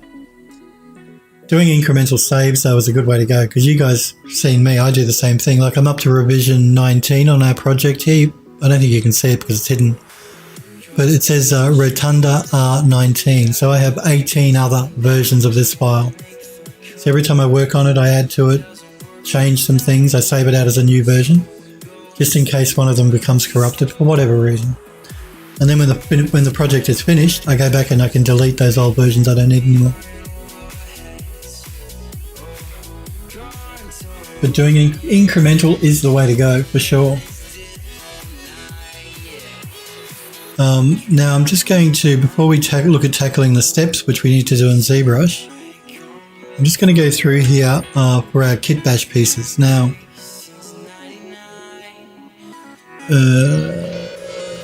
initially I was going to add the steps to the base as part of the kit bash. I don't think I'm going to do that now. When I actually come to sell this model in my 3D store, I'm going to have this version as a complete model, because that's the one I'm using for beauty renders. That's the one they'll get. I'm going to have the steps as separate pieces, the columns as separate pieces, all that sort of stuff, so that they can mix and match, make something different if they want to. But I don't think I'm going to attach the steps to the base. There's no need. I'll give them one of these step pieces as a kit bash piece, and then they can just attach them to the base that they want. So the first thing I'm going to do here is start by removing these pieces because we don't need them. I needed them there initially so we could get the spacing for our railings correct. Now that we've done all that, we don't need them anymore.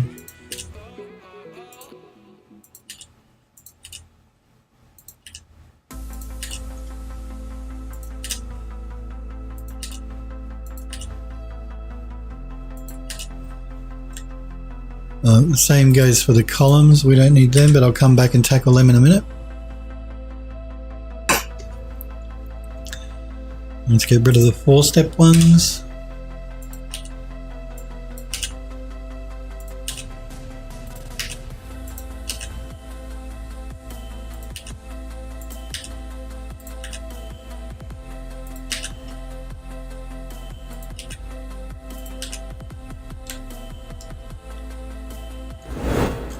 Come on, Max. Oh, come on, Max. Wow.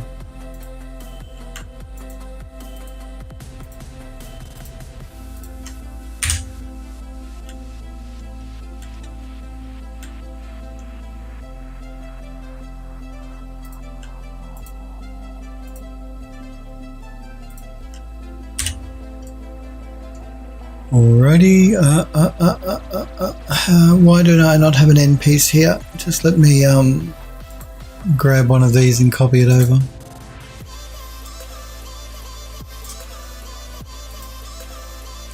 I don't have them here either. I think they might have been part of the... Oh, I don't know. We'll put them in.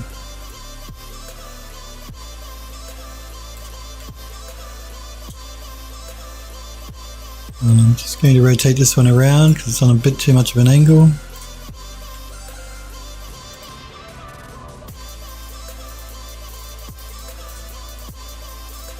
And same here.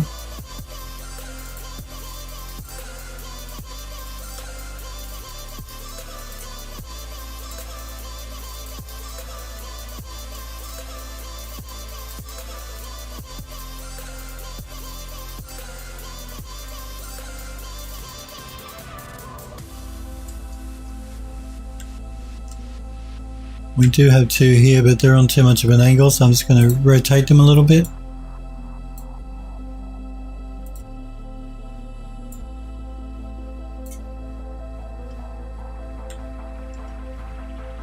Same with this one.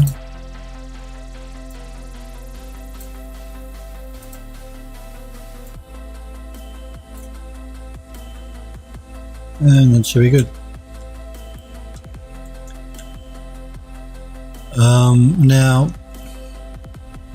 Now. I'll come back because I have to make a decision on whether I want to leave these columns in or remove them. I'll probably end up removing them.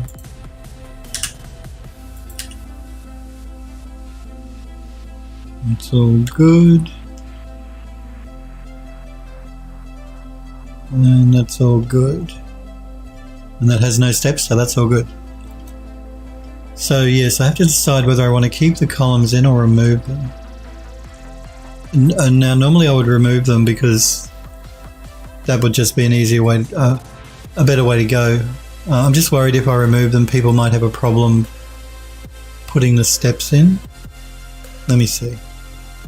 I'm going to do a test. So I'm going to just duplicate one of these stairs.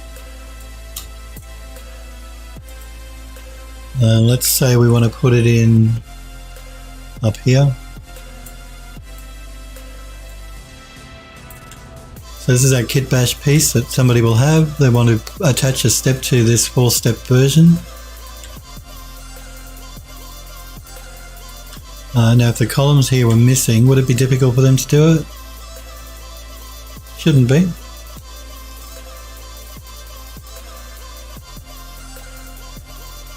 They would just pull the piece in and set it near the railing. No, that shouldn't be an issue for them. That should be fine. So that means we can get rid of these columns as well. Because the only place the steps can go are between the railings, so it shouldn't confuse people.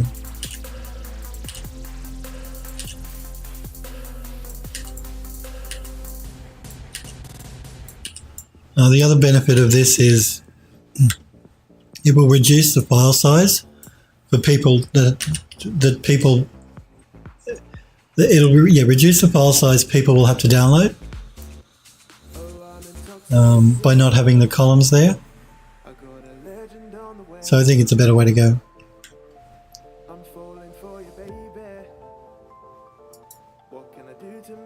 I might just clean up this railing work though, I think, because now that the columns aren't there, just looking a little bit untidy. So I'm just going to jump into isolation mode. Sniper Girl says, I'm bad at incremental saves. Save number 86 on the gas station, save 61 for the van, armor roll cage, did 256 saves on the van and the van interior. That's okay. You can always go back and delete them after you're finished. Better to have too many than too few. Yeah. Smepper says, I deleted like 150 gigabyte of incremental saves this week. Yeah.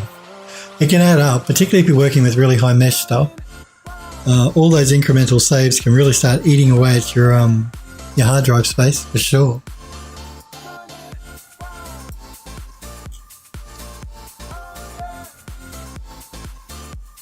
I'm just jumping into the top viewport here. I'm going to throw down and edit poly. In fact, I might go into face mode, I think.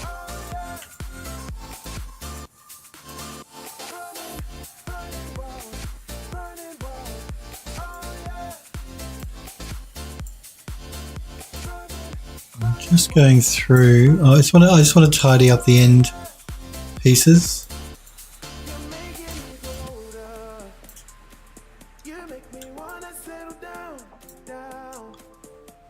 I'm going to delete those just so it's a nice straight edge. It looks less messy. I'm also going to just change my selection mode here.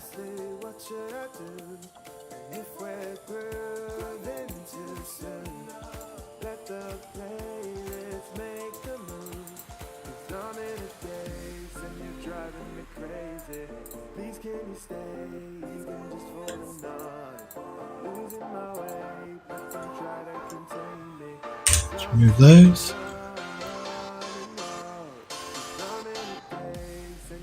Sniper Girl says to Smurfberry, I need to do that, to be honest, running out of spare. Make sure you do. If you're not using it anymore, then delete the old ones. Generally, I'll do that after we've finished this model, after we've textured it and I've done the beauty renders, and I start getting the files ready to upload to my store. I'll delete that. That's when I'll delete all the old versions that I don't need anymore.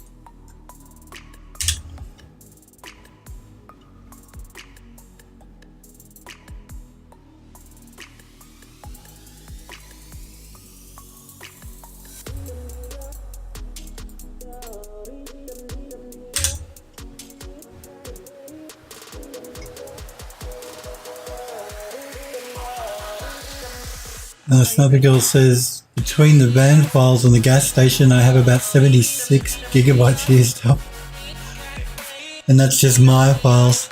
It adds up, like I said, particularly if you're using high-res meshes.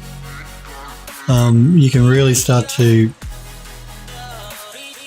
eat up the hard drive space. I even do a similar thing with my streams. Like you guys know, as I stream to Twitch, I also record the stream to my hard drive that I then edit in Premiere, re-encode and upload to Twitch to play back as the Premiere that goes out on Friday and Saturday. And I also upload to YouTube.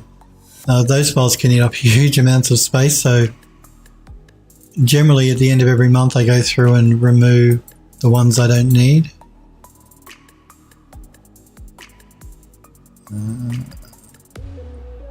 This one, this one, this one, this one.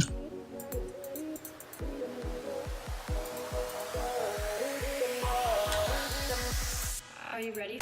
So yeah, I removed the original copy. I keep the copy that I re-encode that I upload to Twitch and YouTube and delete the original. I just want to make sure I remove as few of these as possible. I don't want to make them too short, but I do want to straighten them all up.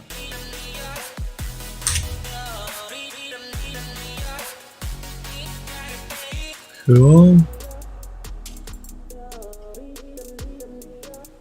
And again, these are going to be hidden inside of columns, but because this is a kit bash piece and it'll look messy, I'm going to cap the ends because at the moment the ends are open.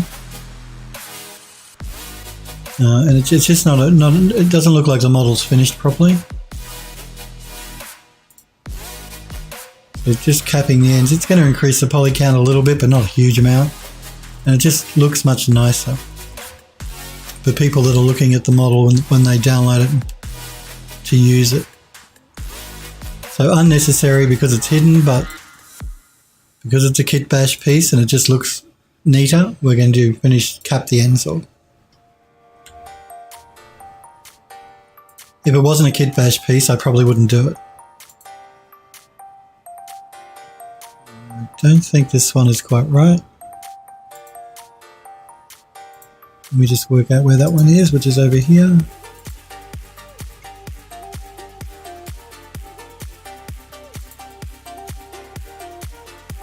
That's interesting.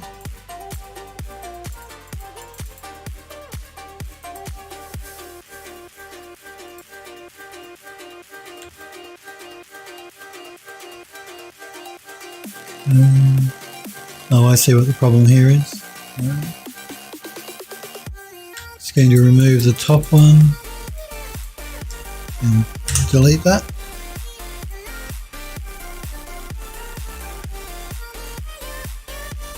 Let's cap it. Move over.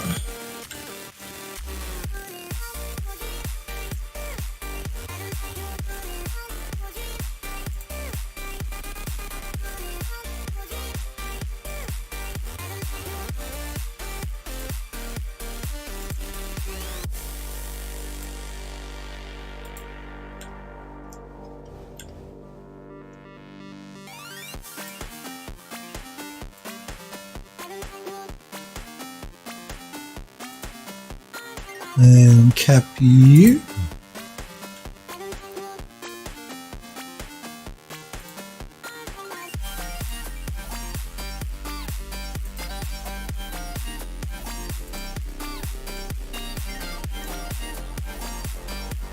We must be almost back around to the beginning now.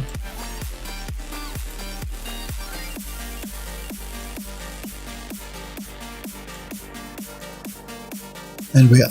Good.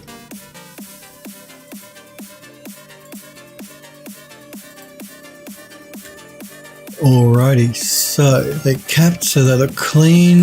Let's double check that they're UV mapped next. Looks like they are. I'm just going to collapse the stack. Again, we're not using the whole UV space because we're going to be reusing textures for all of these pieces. So let's just assign a plain white to that.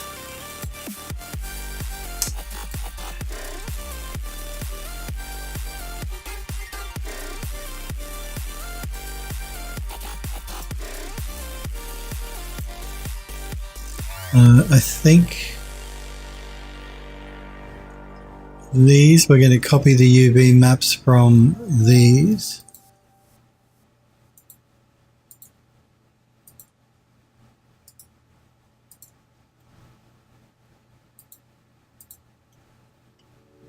So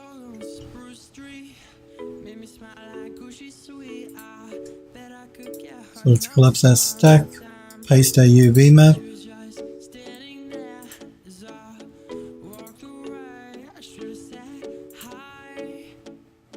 And let's paste it on you.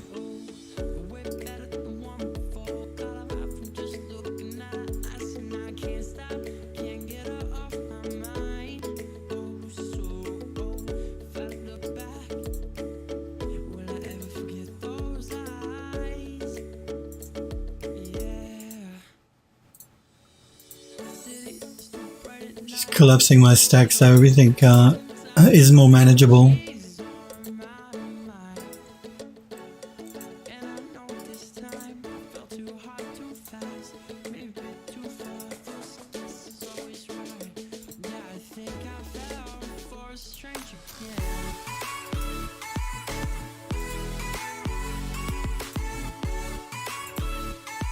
Good. Okay, now let's just assign the plain white texture to these so we know that they're done.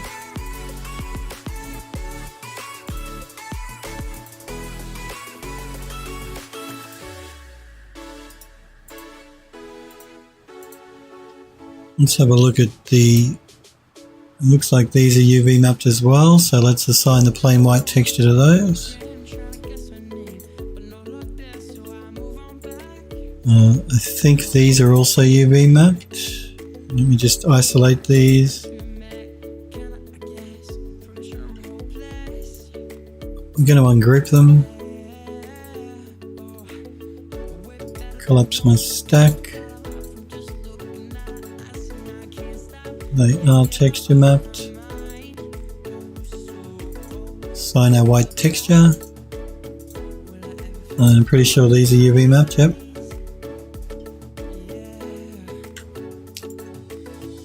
So let's just select them all and assign our white texture. Jump out of isolation mode. Okay, next is these, which I'm sure they're also UV mapped, so let's assign the white texture. And these, same thing.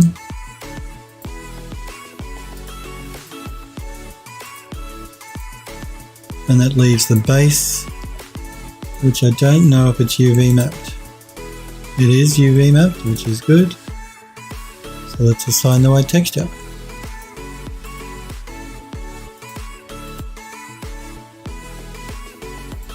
Cool. Okay, so that's the 4-step version ready.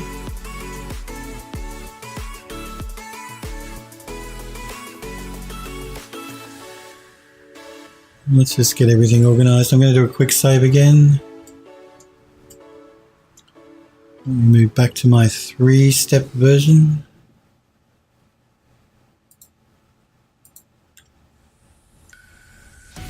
You might wonder why I focus in on this when I do a quick save, when I do a save. That's because when I don't know if anyone that's familiar with Macs, but when you hover over a Max file in the File Explorer, you get a little thumbnail in a corner of the window that shows you what the file is. So I always make sure that I'm back on this, so if I can't remember, I get a quick overview of what the actual file is inside of Windows Explorer without having to open the file up to double check. That's the reason I always do this. I always come back to this view when I do a save.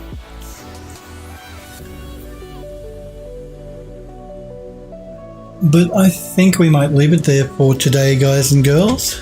I do want to thank you all very much for hanging out and watching. OBS didn't crash, my internet didn't crap out, my potato internet held up. I do want to thank you guys and girls though for being here and watching and hanging out with me. I really do appreciate it. I am going to be back on again tomorrow and we will continue here where we left off. Most of the UV mapping is done. We've got to do the steps in ZBrush and then we can start texturing. But thank you guys and girls very much for hanging out, being here, watching. I'll be back tomorrow. Hopefully I'll see you guys and girls then. Take care, guys.